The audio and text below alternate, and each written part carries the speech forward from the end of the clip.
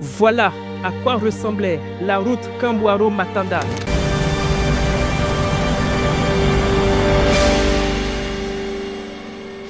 Un as crucial mais impraticable en toute saison. Quand ce n'est pas le bitume défoncé par des nids de poules géants, c'est l'inondation qui coupe la circulation, isolant des quartiers entiers.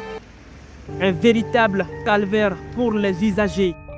L'espoir renaît pourtant en 2024 dans le sillage des initiatives du Comité pour la transition et la restauration des institutions CTRI. Les travaux de réhabilitation de ce tronçon sont lancés en grande pompe. Le projet est ambitieux, la construction d'une voie en béton armé, gage de durabilité, confiée à l'entreprise gabonaise dès leur service avec un délai d'exécution de 6 mois. La délégation spéciale de Port-Gentil avait même tenu à marquer l'événement par une cérémonie officielle. Le coup d'envoi est donné, les travaux démarrent, mais l'euphorie sera de courte durée. Quelques semaines seulement après le début des opérations, le chantier s'arrête net. Selon le délégué spécial de Port-Gentil, maître d'ouvrage du projet, la raison de cet arrêt brutal est d'ordre logistique, des difficultés d'approvisionnement en matériaux.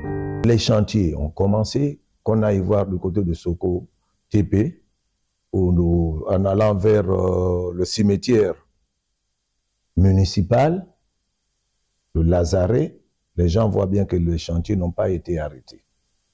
Les gens pourront regarder du côté de Moukala, que ce chantier a plus ou moins avancé, mais a été arrêté, parce que les gens ne savent toujours pas que Port-Gentil n'est pas Libreville.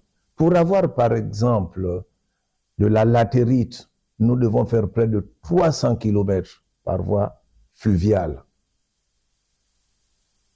Pour avoir du gravier, nous devons aller à Libreville. Et Libreville est également en chantier.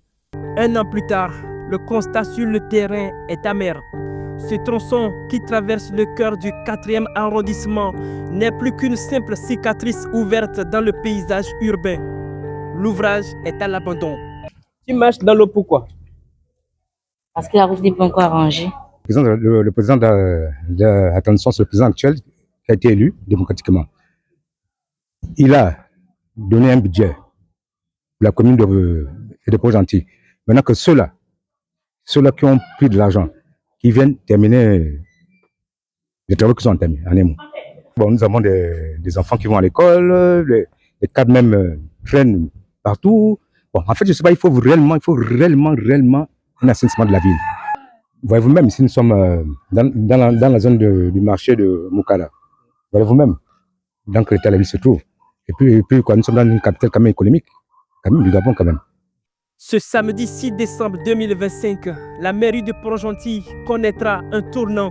Le nouveau maire, élu à 100% par les conseillers municipaux et ses adjoints, seront officiellement installés. L'achèvement de ce chantier, parmi tant d'autres laissés en suspens, sera sans aucun doute placé en tête de la liste des urgences à régler par la nouvelle équipe municipale durant ce quinquennat. Les populations de Kambouaro, Matanda attendent désormais des actes et non plus des promesses.